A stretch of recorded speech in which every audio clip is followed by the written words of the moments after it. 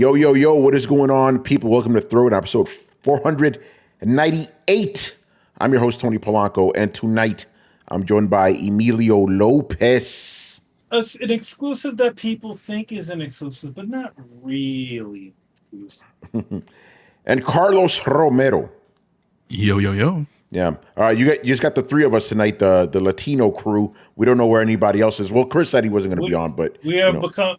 The show is temporarily called Wepa Down. Yeah, Wepa Down, the real Guadalupe brothers in the house. Oh, we need Adam. So we gotta summon him like Zordon. He's in the shout out to Adam. I texted today. He's in the Iowa State. Well, he was in the Iowa State Fair with eating some lamb chops or pork chops or something like that. Well, chuletas. What's going on? Chuletas, man? Exactly. Some chuletas. Yeah. Hold on real quick. I got a comment here from Jason Miller on YouTube. Tony, longtime listener. Will you say Jason Miller, my man? There you go. My man. My man. He goes, that's epic the way you say it. He also goes, my question is, what is Xbox's new game? Will they drop on PS4 next? Well, if you are a longtime listener, you would know that's the question show. This is the Thursday show. We don't take questions. Actually, we do, but I'm being an asshole. Okay, I'm actually glad you asked that question because that was kind of the big deal of this week, all these stupid rumors. And we will not be talking about that stuff because all these rumors are coming from some, questionable sources. Let's just say that. So I don't want to get into that bullshit. The whole speculation of like, oh, what PlayStation games or what Xbox games coming to PlayStation next? Who gives a fuck? Who cares? So definitely not getting to that. So I'm glad you asked that question because right up the top saying it, we're not going to go over that nonsense. It's stupid. What about what Just Corden said? Don't care. We're talking about the news, the actual news that happened, not bullshit speculation. But I appreciate the question. What Harry and the Hendersons said. Yeah, him, that dude, breaking embargo again, But we talked about that. Yeah, we talked about that on the Sunday show where he just said, Wukong codes or whatever. It's like, bro. But again, my theory is that he is not the one breaking. He is breaking an embargo, but he's not the one getting the information that breaking embargo. Someone's telling him shit. That's how he could kind of skirt around it, But it's still scummy. There was something that happened. I think it was it was with the Verge, wasn't it? Like they upset some company. We should talk about that, shouldn't we? I'm gonna add that to the it's gaming news. It is gaming news. They pissed off Valve. Yes, they did. Oh. Yeah. Oh, we will talk about that then, Blitz goes, I heard, by the way, shout out to Blitz. You already know. Blitz. Yo. I heard Xbox got no games to show. How can they be bringing games to PS5? They actually do have games coming. So that's going to be our first topic here. Gamescom coming. Next week. Excuse me? Yeah, next week. So Xbox, we've already heard all these reports about how they're going to have a big showing at Gamescom, and they've just listed all the games they're going to be showing every day. So from Wednesday, Thursday, and Friday, let's go down the list of games here, people. Especially since it's just the three of us, we got to fill up time. Diablo 4, Vessels of Hatred, and Diablo Immortal. Does anyone even? Well, Diablo 4 is the mobile game, right? No, Diablo 4 is the main. Diablo Immortal. Diablo Immortal. Immortal. Yeah. Diablo Immortal. I think that's the mobile game. Yep. Yeah, and Diablo 4 here that's got to be a DLC. Does anyone care at this point? Definitely not Brett. Yeah, not anymore. He was hyping it. Stalker 2, Heart of Chernobyl. Atom Fall. Oh, here we go, Carlos. Richard's favorite thing, Starfield Shattered Space DLC. There we go. Age of Mythology Retold. Retold. So these are the bold games, and then in tiny little font, Overwatch 2. Oh! Speak of the devil, and he shall arrive, Mr. Richard Bailey Jr. Give him a second. Gotta set up his mic. You gotta set up his mic. There you go. Can you hear me? Can you hear me? Yes. live from a certain state that is not the state that you usually are in. But that's Oh no, not yet. That's not yet? I got about 2 more weeks before I'll be there. Oh, okay. Yeah, shout out to Mr. Beast Infection for the $1 over on the YouTubes. So, Rich, we were just talking about your favorite game, Starfield. It's getting a DLC. What? Oh, it is? Who's playing that? I don't think anyone. I don't even think the developers are playing it. You know. But yeah, Rich, right? Just to catch up, I'm going down the list of all the games that Xbox is going to be showing at Gamescom. So moving on to day 2. Star Wars Outlaws, that's on there. World of Warcraft, The War Within. I guess it's another DLC. Fallout 76, Milepost Zero. I'm guessing there's another DLC. Okay. Towerborn. Okay, I never heard of that. The Elder Scrolls Online Gold Road. All right. I guess the main one of those would be Star Wars Outlaws, but that game's already kind of gotten so much negative press. I don't even know if it's going to do that well, to be honest. What does it have to do with Xbox? They're going to be showing it. Yeah, just gonna show it. Remember, just because it's being shown by Xbox doesn't mean it's an exclusive. You know? Yeah, I guess for some reason I thought this was just an Xbox developer or first party stream or whatever. Yeah. Okay, I can see. I can see how you get. Well, Age of Mythology, that's not Xbox exclusive. You know, neither is Diablo technically, even though it's. You know what I'm saying? It's like owned by Xbox. It is owned by Xbox, right? Diablo. Yeah, it's owned by Microsoft. But it's still on. It's still on PlayStation. You know, and so is So it's when is Star Wars Outlaws is supposed to come out this year, right? Like there wasn't delayed or anything. Dropping this year. August 27th, actually. August 20. Oh, it looks like Richard already has his calendar marked. That's it. He's ready, man. Oh no, absolutely not. But no, that's when it's dropping. Yeah, that's another game. We were talking about in the pre-show. We're talking about all the games that are coming out in the next couple of weeks. We got Wukong, and we got Outlaws, and then we got Warhammer 40K Space Marines 2. Indiana we got Jones. Astrobot. Yeah. Indiana Jones. Like, there's a couple of games that are people that are hyped. They got games. They got games. What's going on? What is this? Oh, these are the console defining games though? No, they're not. Yeah, no. But you got some games.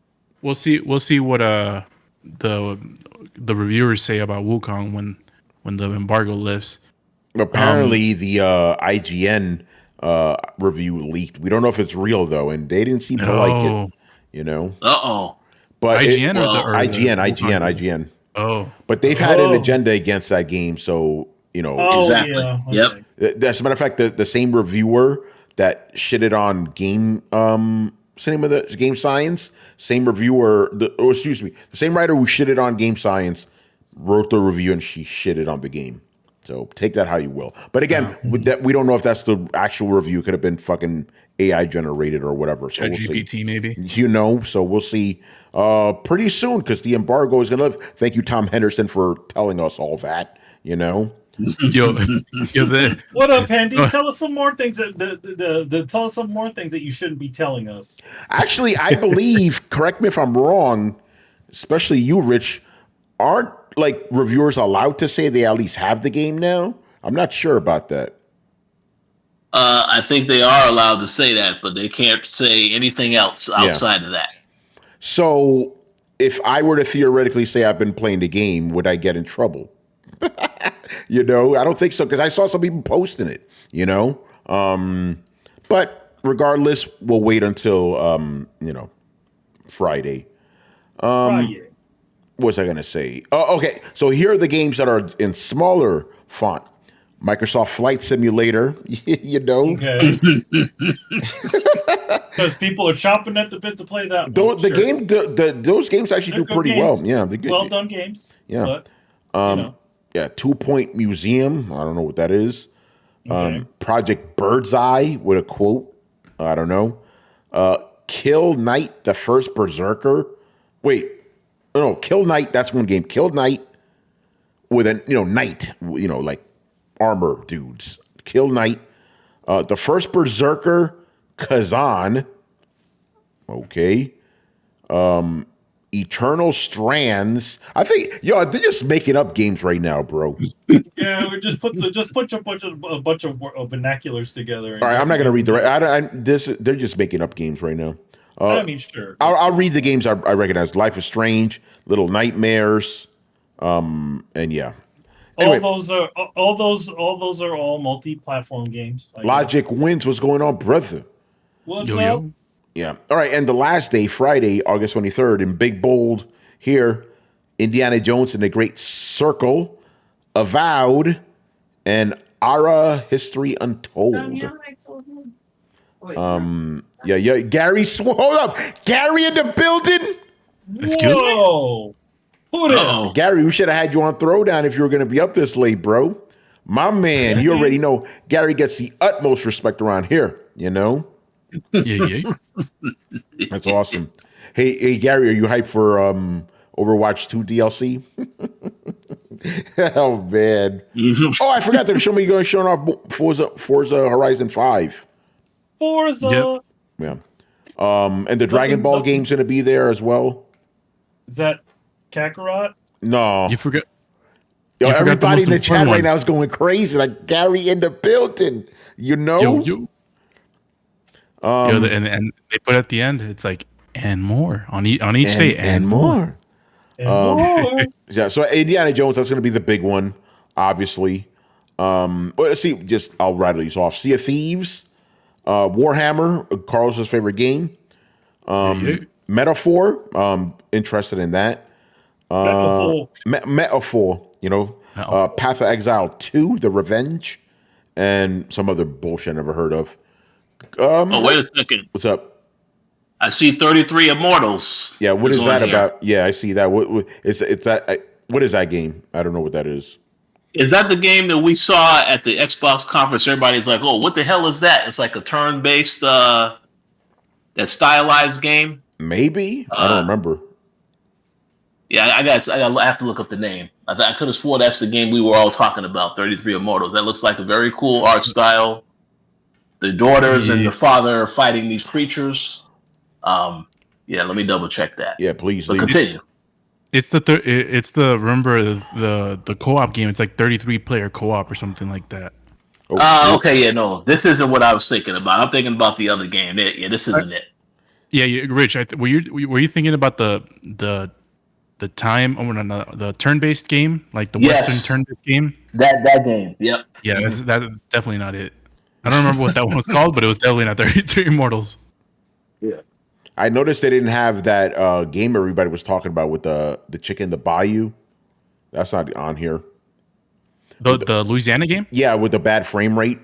Oh yeah, with a bad frame rate. Yeah, sounds of the South or yeah, some shit. I don't really care about that game. As soon as I saw those cinematics with the skippy ass frame rate, I'm like, I'm good. Like I said, how like games used to reward you with cutscenes. The game punishes you with cutscenes. All right, so yeah, there's the Xbox's Gamescom live stream lineup. Not bad. They definitely do got some heavy hitters there. If you're an Xbox person, you're probably going to be very happy with that. We shall see. We shall see what all of it is. Yeah, gotta give them credit because they're the only major ones that have like a decent enough showcase. Sony's not even there. They're not. They're not. Sony's still doing the farewell tour for Jim Ryan or something. I don't know what's going on. Yeah, and Nintendo's not there either. They're busting out the audit for Bungie right now. It's like, where's all the money going? But yeah, so pretty good showing there. I don't know if you guys have any more thoughts on these games. Actually, Rich, what are you most excited about? Obviously, there's one game on this list that I want to talk about. I cannot talk about that right now. I could talk about it next week. But I will say this: I'm guessing we should make a prediction that when they announce this, when they talk about this Starfield Shattered Space DLC next Wednesday, this is probably the same day where they would say, and Starfield is coming to PlayStation 5. Because we all know it's coming to PlayStation. And I see Forza 5, that was the rumor that was also coming to PlayStation. So very interesting that they both are going to be talking about those games on that same day. So we'll have to see what that means. Yeah. But yeah, Rich, you weren't here for this, because obviously the main thing that was happening this week, all these rumors circling about all these PlayStation games coming to Xbox. And I, at the top of the show, said we're not going to be getting into that because it's just rumors by unscrupulous characters, So we're not and the thing about those rumors is it's like doing the whole. It's like everyone can tell that Microsoft is going to pour more games out to different platforms. So it's like, so we know this is gonna happen. It's like, so they're just throwing out titles to to make it seem like they knew something. When it's like, we already know that a lot of games are gonna get ported over. Yeah, it's just although I did hear Tom Warren say that we are going to get another round, and he's pretty credible. Although we're going to be talking about him because apparently he's and The Verge are in trouble. No. Very interesting. Oh, also, I should say, I wanted to talk about this, but one of the kind of unsaid rules is that I can't really talk about what I do. I can't talk about topics that I normally would cover for work here, since I don't really cover a lot of game software. I could talk about it all I want to throw it. It doesn't fucking matter, right? Game hardware, there's a different story. I got to be careful with that. I wanted to talk about Steam OS coming to the ROG Ally. That's official now, But since that overlaps with my job, I can't speak on that. But if you guys want to talk about it, I'm not going to stop you. Well, and here's the paradox of the whole thing. If I want to talk about it, I want to ask you questions about it. So it's kind of like it gets into that whole conundrum. So because you're the only one that's not actually. Unless I don't think Rich has, because I haven't, played with an ROG Ally before. Yeah. Listen. Go ahead. And it's one of those devices that actually the X is one of those that I'm I'm like I'm not gonna buy it, but it kind of tempts me. It's like, don't tempt me, Frodo. Don't tempt me. I will, because I've said this on Throwdown many times. My biggest problem with these systems is Windows 11. If you could somehow, like with the Ally, just real quick, I've always been like, man, if I could get this hardware with Steam OS, I'll be good to go. So if that's gonna happen, but apparently right now you can still do some ill shit, where like if you put Linux on it on the ROG Ally, you can get a version of Steam OS on it. And I've heard some interesting things which I will not talk about, but I will tell you off air. Anyway, so that's the reason we're not getting into it. I want to talk about it, but it's too closely aligned with my work, so I can't get into it. But I'm very excited about the fucking news, because Windows 11, good for desktops and laptops, not so much for handhelds, Not so much.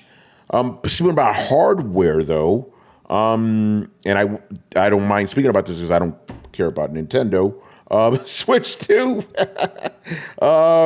So apparently, what I find interesting about this is that developers have been reportedly told that they not to expect the Switch before April 2025.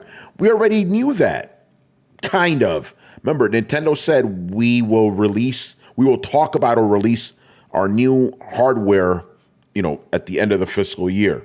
Fiscal year ends, so in May. Excuse me, in March. Yeah. So no shit, no shit. Yeah, they told you. Yeah, they told you already. So, but go ahead, bro. Go ahead. And the interesting thing is, it's like, well, developers have dev kits, I would assume, before that. Yeah. So it doesn't really seem like that big of a deal for developers to be talking about it. But I guess gotta cover something. And yeah, like what you said is right. It's like they mentioned this the biggest unkept secret about, there's a Switch 2 coming around, and they said they literally said don't expect it within the fiscal year. Yeah, they said it.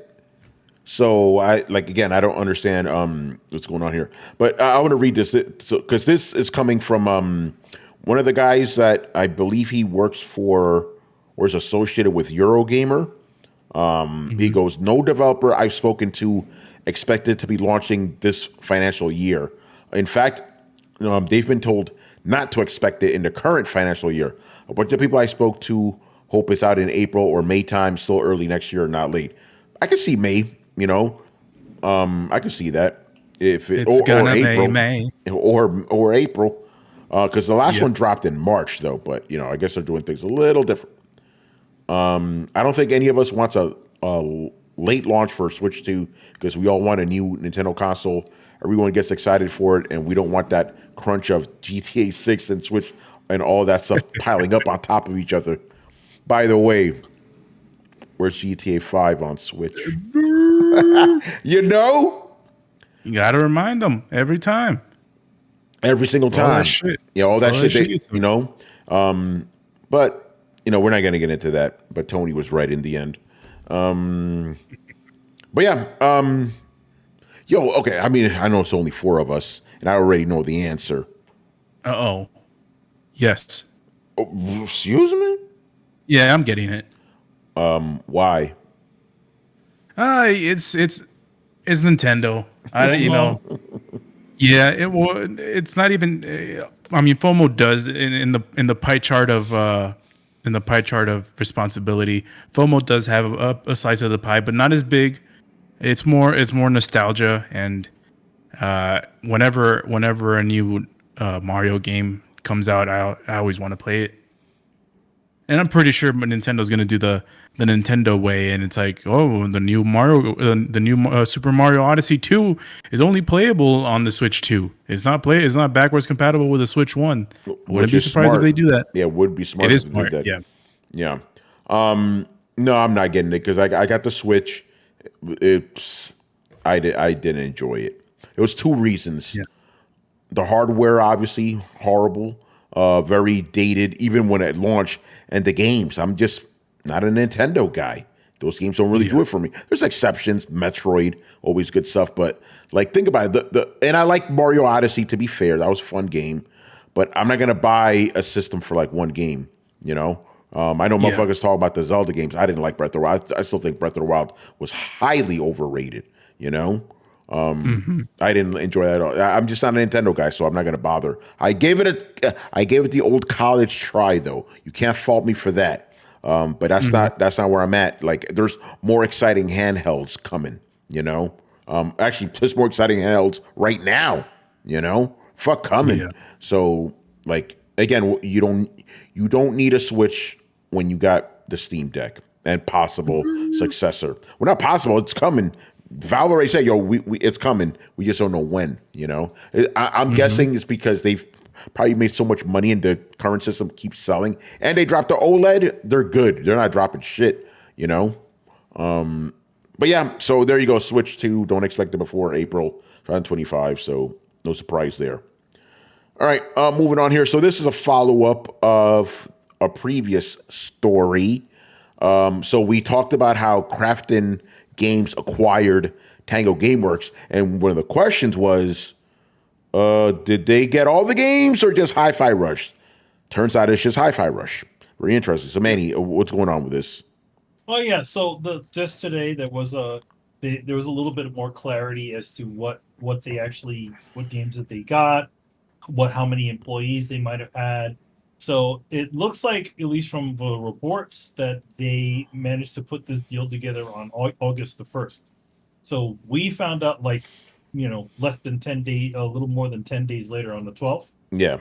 And yeah, so it was not lock, stock, and barrel. It was literally for most of their, for their employees and for Hi-Fi Rush. Yeah. And that seems to be it. And at least from what, what's his face from the Bloomberg says, he says that there is at least 50 people out of 105 employees they had at the studio. So Yeah. I mean, it means that whoever was there probably didn't want to stick it out. They needed money, so they moved on. But I don't know exactly. One thing they don't go into detail as to what date did they actually close? What was the close date for them? Was it August 1st, or was it some other future date? And whoever was left there was just what left over because of because they're just waiting it out until everything's closed up. So Yeah. So pretty cool. I mean, yeah, it's going to be interesting. This is, and to my recollection, the companies. This is the first I've ever seen a Korean studio pick up a Japanese studio, but I feel like in this situation, it's a fairly unique situation. I don't think under normal circumstances they would have been able to buy a studio like that. Yeah, but you go ahead. I think it. Bethesda having Tango Gameworks was a unique situation in itself as well. Yeah. But now the question comes, what happens to the other franchises? Oh, I mean, as far as we know, if they only got them for Evil Within, for Hi-Fi Rush, that means that Microsoft still, or Bethesda still owns the Evil Within, and they still own Ghostwire. So, and then, I doubt they're going to make any sequels to those. I mean, like very, very much like Evil Within had its fan base, but it wasn't gangbusters, right? Yeah. Especially after, was it Shinji Mikami sort of somewhat stepped away from the series, but people seem to really like the second one, which was directed by John Johannes, who was the, director of Hi-Fi Rush. And the second game that they did, which was Ghostwire, that didn't do amazingly. I think that was a Shinji Mikami game too. I believe so, yeah. So they only really had like 2 franchises, with the exception of Hi-Fi Rush. So I don't know. Yeah. So Rich, what do you think about this story? And what do you think is going to happen to those other games that they didn't buy? Well, Evil Within isn't a series that I had a chance to really get into. I started to play the first game, but I forget what happened. There probably was another game that came out that took my attention away from that game, but I did want to give it a try. So I obviously wanted to know if they was going to do Evil Within 3. That could have been kind of interesting. But like I said, I didn't really finish 1. I didn't get into 2. Maybe at some point I will do that. But hey, for people who are fans of Hi-Fi Rush, though, this is rather interesting. And my thought is that obviously Krafton is trying to build a portfolio of games. They had your favorite game, Tony, the Callisto Protocol that released, and that was hot garbage. So game of the year. Yes. So I think what they did is, by making this acquisition, they obviously see potential to do more with Hi-Fi Rush. So I look forward to seeing what they're doing. But I'm very curious to know if they're going to go after other potential studios down the road. Because again, if they're trying to build a portfolio of games, I think they're going to have to work on multiple things. But we'll see. And again, they said this team is primarily just working on Hi-Fi Rush. They hired them back to work on their own stuff. I want to see if they stick to that, or if that changes over time and they have them helping out on other things they want to do too. So yeah, that's a good point. Yeah, I guess we'll see. But I would hope that they're the reason why what made that so special for them is because they did something different than out of what their studio is known for. This game sort of redefined the studio a little bit. They're not only just the Evil Within studio now. So let's hope that this studio is also allows them to explore other types of titles, beyond just even Hi-Fi Rush. Maybe they can't do Evil Within game, which is fine. Yeah. But do some other, get some more games out there that are not just the same things. And they have that lineage, man. They have still had a bunch of former Capcom guys on it. That guy, the guy who was John Johannes was the overseeing director, but the The gameplay director was a guy who worked on the Devil May Cry series, who worked on Beautiful Joe. So there's that lineage that still has that Capcom lineage in it. Man, I miss Beautiful Joe. Those were fun games. Yo, man. Well, imagine Genshin and Goku, baby. You know. Imagine if Tango Gameworks, becomes really successful. It just, I wonder how that'll reflect on Microsoft. You know, personally, I want to see them get really, really successful. To say, I think everyone does, yeah, because they doubted them. Yeah, you know, and even though they went and did their whole song and dance and sent their people over there and said, "We love what you do" and all that good stuff, they win a bunch of awards, and like that one employee from Tango Gameworks said, he showed a big shot of all the awards that they won for the games for Hi-Fi Rush, and he goes, "This is not enough." Damn. Yeah. That's crazy. Apparently not. You know. Yeah, and just to go off something Manny mentioned, I hope they do Hi-Fi Rush 2 as their next project, because I feel like as they just got acquired, they want to put their best foot forward to get started and to this new venture with Krafton. I forgot the name of it. Like Craft on or Krafton. Yeah. So with Krafton and stuff, so independent from the Bethesda umbrella and Microsoft umbrella, being able to show we have a fan base for Hi-Fi Rush. We're gonna release Hi-Fi Rush 2 this time. People get to pay for it, to play for it, and there's gonna be a good crowd of people that already love Hi-Fi Rush, and there's gonna be another group of people that are gonna get Hi-Fi because we are it's a known commodity at this point, and the people who played it really love it. So and we know they can do a good Hi-Fi Rush game. So hopefully it's 2 just to build up more of the repertoire, and and then they can branch out from there. Yeah, so we'll see. All right. Okay, I threw the Verge thing in here because I want to talk about this. And yes, I will preface it with this is kind of insider baseball type of stuff, but it's interesting. So we're going to talk about it. And I'm going to read this off of Forbes, just so we get the full picture here. Even though it is by Mr. Paul Tassi, who is very controversial sometimes.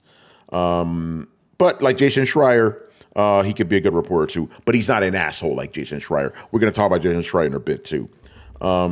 Anyway, an interesting video game reporting situation is unfolding as we speak. One where popular tech site The Verge has published a large amount of information about Valve's secret shooter Deadlock, which is described as Dota 2, Team Fortress 2, and Overwatch all blended together. The problem? Many fans are furious that they published this, accusing them of breaking an NDA and going against the stated info that says. So this is what was in the Discord for this game. Early development build. Deadlock is still early in development with a lot of temporary art and experimental gameplay. Do not share anything about the game with anyone. But the loophole here is that this is just the honor system. As the Verge editor Tom Warren notes, they did not sign or agree to an NDA, did not make any sort of verbal agreement with Valve about sharing the information. You do not even have to click through the EULA as if you have to back out of it. It just goes away and you can start playing. So the Verge's Sean Hollister got an invite, played the game, and published information about what they played.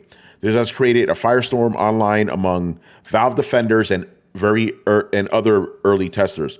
Warren's tweet of the story has been community noted and says that the Verge broke an informal NDA asking them to not share information about the game. As an update to the story, The Verge reports that they were, in fact, banned from playtest shortly after the story went up, something players appear to be celebrating. I'm almost done here.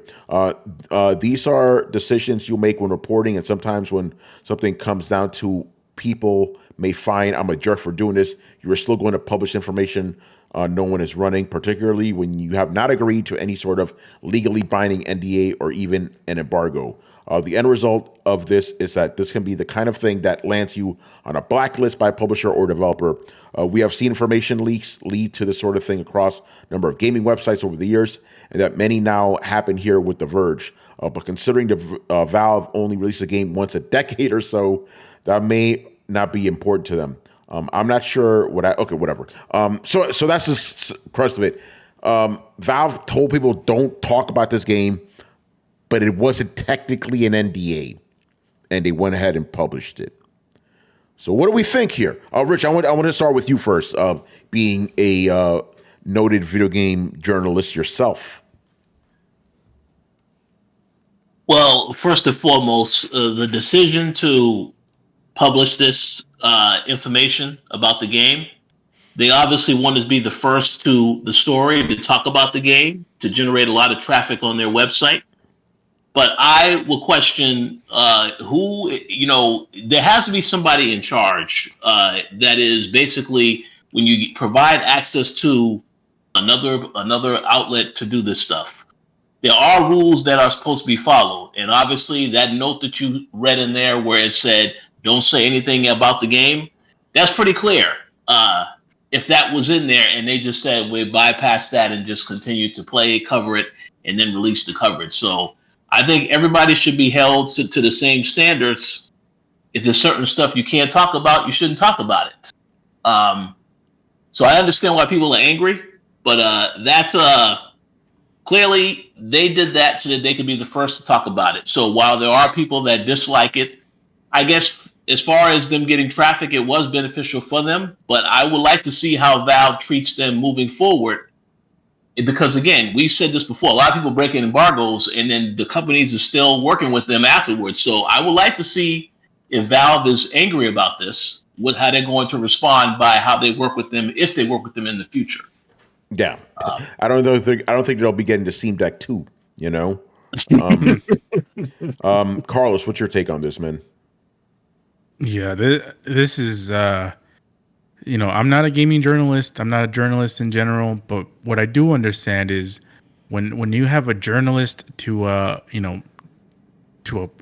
company that you converse with and stuff like that's not made for the public. There's on the record and there's off the record information, and it kind of feels to me that this was more off the record, and being a journalist, for the most part, it's mostly about building relationships with different companies, different PR firms, different, publishers and all this stuff. So honestly, to me, this is pretty scummy stuff from The Verge, if you ask me.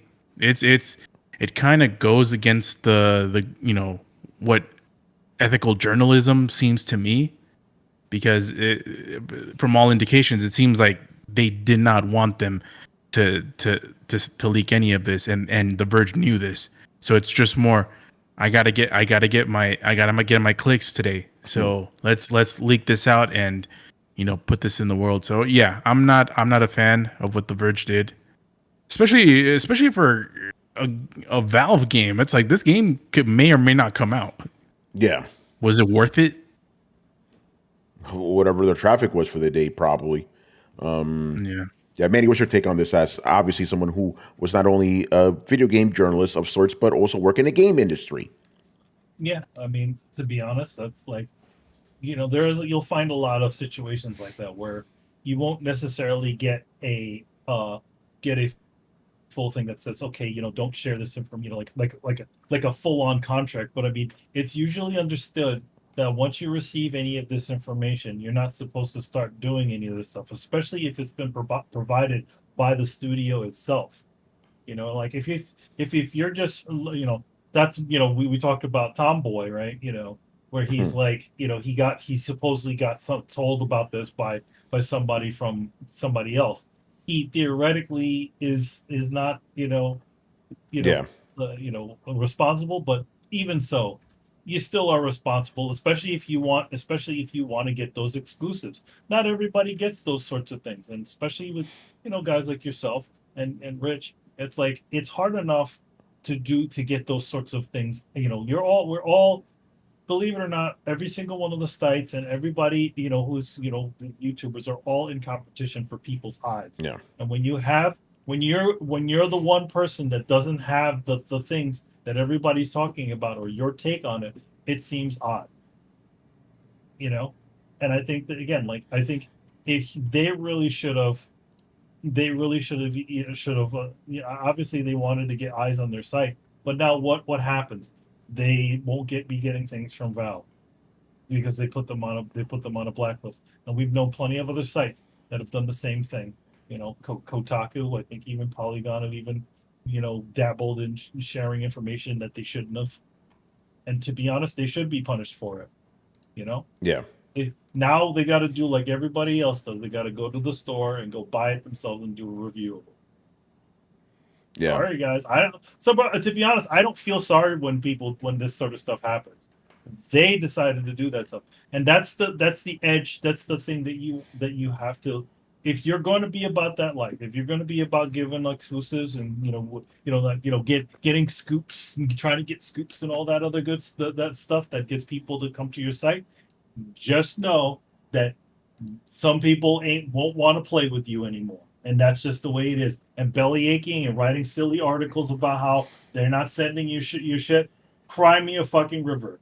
Because if you was really thinking about that sort of stuff, maybe you wouldn't have done it. Yeah, no, you're right about that. Real quick here, Gary, still hanging out. He goes, game journalism integrity is on a decline. I'm glad we still have Tony and Rich out there. Appreciate that, man. He also says the studio clearly had a level of trust for the Verge that was broken. All right, so here's my take on it. While I understand that the Verge technically didn't break an NDA, this was very fucking scummy, man. Because, again, you're trying to build relationship with these folks and stuff. But the thing is, okay, again, I understand there was no broken NDA, but it clearly says it right there. Don't share details about the game.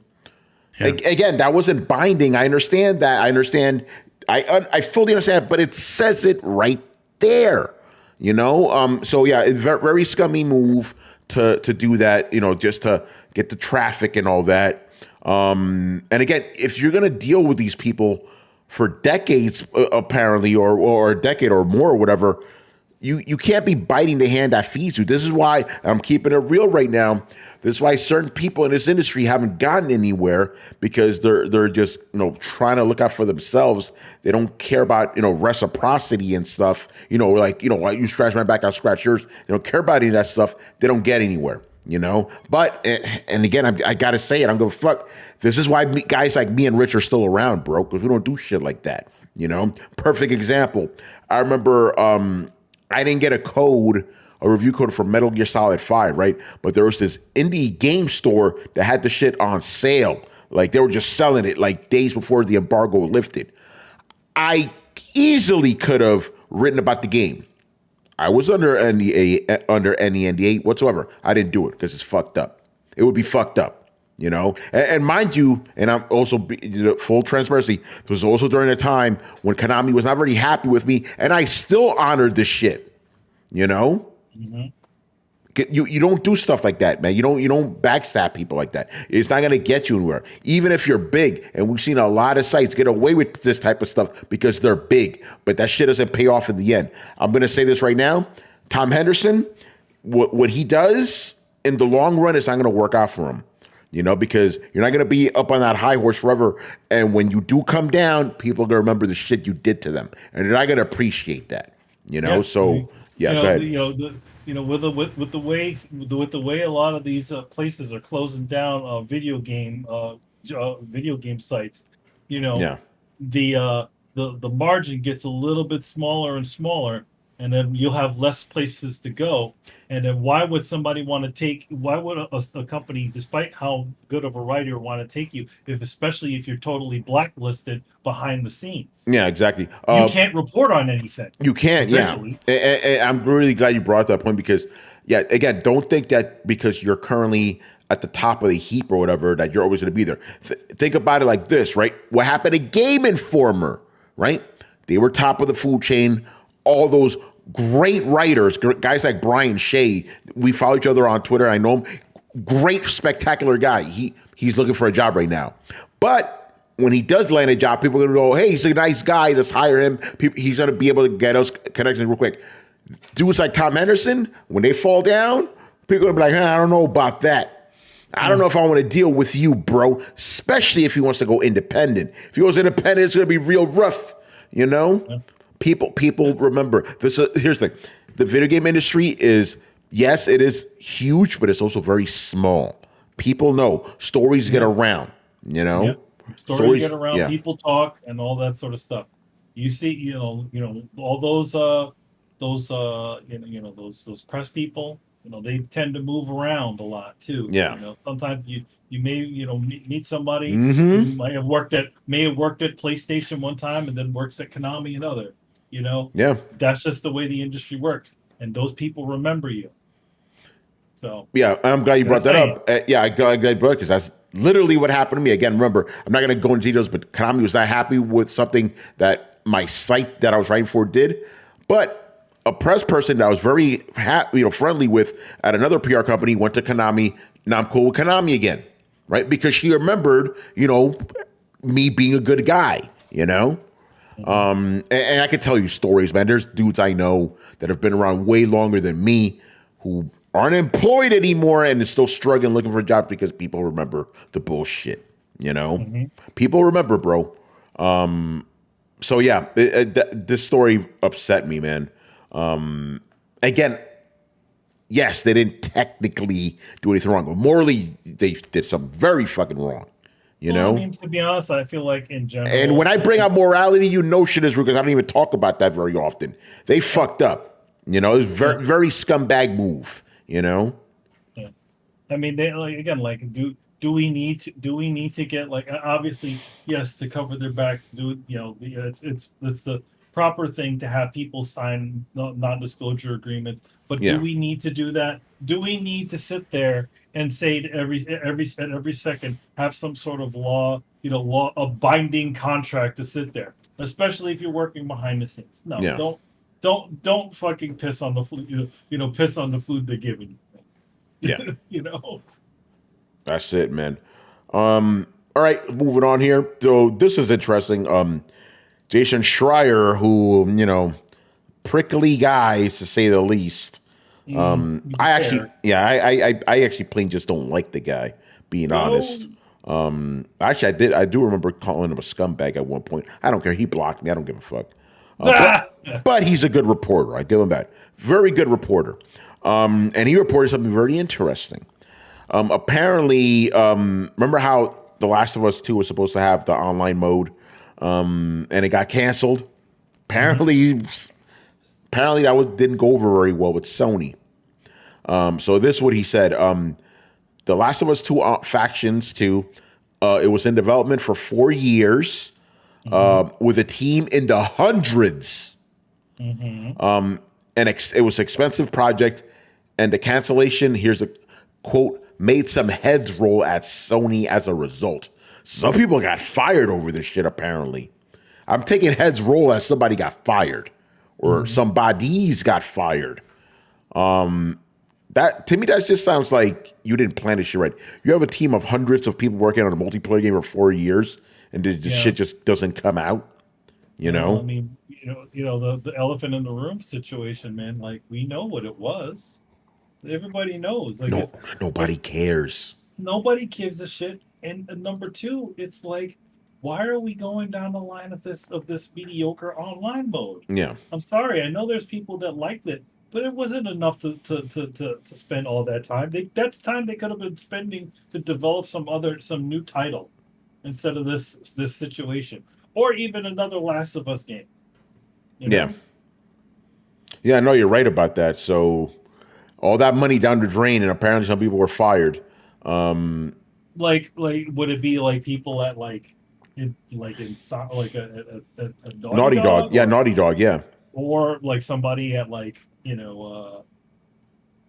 but it's like, okay, so was somebody at Naughty Dog that canceled? I thought it would have been somebody at Sony that would have canceled. No, somebody at Sony, not Naughty Dog, but somebody paid the price.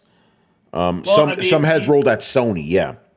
Yeah, I mean, I'm gonna say this, like, elephant in the room. Whoever was there, whoever was making these things, they should have known better. Naughty Dog is not a multiplayer development studio. Yeah. They never have, and they never will be. Yeah. No, you're right about that. Again, I understand that those games have their dedicated players, but it's not a lot of them. But that's not like like again, like hundreds of people spending all this money on on decision. What those multiplayer games are like. Granted, some of them are expensive, but they're really supposed to be out quick. They're supposed to be you get it as good as get everything as good as possible, and then the whole key of it is to essentially release incremental upgrades, skins, environments, that stuff. Yeah, that's why you develop it, because you're not making a huge investment to develop it initially. You're essentially thinking about gameplay. You're thinking about about the initial gameplay loop. That's what you have to get started with, and then after that, all that other stuff is like to keep people coming back in and paying. You build the core game, and then you build on top of it. But it's obvious that Naughty Dog doesn't have that ability. Because they're not a multiplayer studio. They're not a multiplayer studio. To be honest, the best decision would have been to hand this over to somebody else who's better suited to doing these types of titles. Yeah. Which is not Bungie. Which is like what a company like the guys like Activision does, right? Yeah. They have the guys that develop their main game, right? And then they have another studio which specializes in the multiplayer stuff, develop those things. Yep. You essentially have two games based on the same thing being developed at the same time. Yeah. No, you're right. Crazy stuff. All right. And the last story here. This one, it's not official yet, but I want to talk about it regardless, because this was the thing that got me the most excited out of anything in the entire year. Marvel vs. Capcom Fighting Collection, people. It's if this is correct, seems that we are going to be getting this game on November 22nd of this year. Basically, this online retailer from the UK called Shop2 listed the game with that release date. And sometimes these things are pretty accurate. That's why I was like, I feel safe enough to talk about this. And that sounds about right, for that game to drop in November, right as Black Friday is about to hit, and people are buying new consoles, and peripherals and all this other stuff, Let me see. I don't know if they listed the price of the game. I imagine it's going to be like $40, $50. But this, okay, so right here it's listed as you could pre-order it for $59. Oh, 50. Oh, thank you. They actually have it in dollars here. So $59. So $60 game. Interesting. But if you pre-order it, you get $10. You save 22%. Pretty cool. Peggy 16. And it looks yeah. PS4 game though, which is true. Yeah, I'm ready. Give me this fucking game. I'm so happy about this shit. Like you guys already know, man. I already told the story. We did like half an episode on this shit. Okay, so it seems that if you are a member of this website, Shop2, that's when you get the discount. And I kind of expect other sites may do something similar with just everything, because again, Black Friday is like right there, And again, if you guys who don't know, 7 games in one. So I would say, listen, these games haven't been released in that long. The $60 price is justified in my opinion, Even though they are old games, but it's like you can't get them, And I told people before, buy this shit physical, because they're probably gonna get delisted again at some point. That always seems to happen. That's why you can't get that Deadpool game. That's why you can't get that Wolverine game. These licenses don't last forever. Get the game physical. Buy a bunch of copies, man. So let Capcom know. But yeah, Manny, I know you're getting it. Yeah, it's already been pre-ordered. It's nice. Already there. Where you pre-order from? Oh, I got it from Amazon. Well, do they have the placeholder date of December 31st, 2024? Oh yeah, I don't know. I didn't check it. I'll but let's yeah, check. I'll check right now. Yeah, because you know how they always do that shit, like the placeholder date, and it's always December 31st. Let me check real quick. Marvel. The fuck? Oh, all right. Marvel versus Capcom Fighting Collection. Let's go. Oh, it's $49 here. Okay, so there you go. Remember, I was reading off a UK site. So, yeah, there it is, Manny. The placeholder date, December 31st, 2024. It's always that, I should pre-order that shit too, Does Amazon, they don't charge you until like they ship, right? Is that how it works? Yeah, they only charge you until they ship it, so you should be good. Yeah, good stuff, man. All right, that's gonna do it for us. I can't talk about what I've been playing, unfortunately, and I don't know if Rich can either. Rich, are you playing anything that you can talk about? Absolutely not. We're in the same boat. There are multiple things I can't talk about, but yeah, I'll just say it's a pretty good time to be playing some games. There you go, Manny. You still playing Hi-Fi Rush? Yeah, I'm at the like I said, I'm going through Rhythm Master mode. Rhythm Master mode is the final thing I need to do before getting the platinum. There is another trophy that like for the DLC arcade mode that they put into it. That one, like it's as hard as Rhythm Master is, getting all of those things for that mode is even harder. Like they definitely up the challenge for those, people like they have like, what is it, Rhythm Tower mode? Like, like the Tower of Doom or whatever from Devil May Cry. So yeah, it's but I already did all that stuff. Just one last trophy in that game, and then I'm done, at least for now, on it. And then my plan is, since Wukong's coming, that's gonna be my next game to play after, and then I'm gonna go back to Stellar Blade. And by the time Stellar Blade comes back, we'll probably have the photo mode and all that other good stuff. So yeah, good.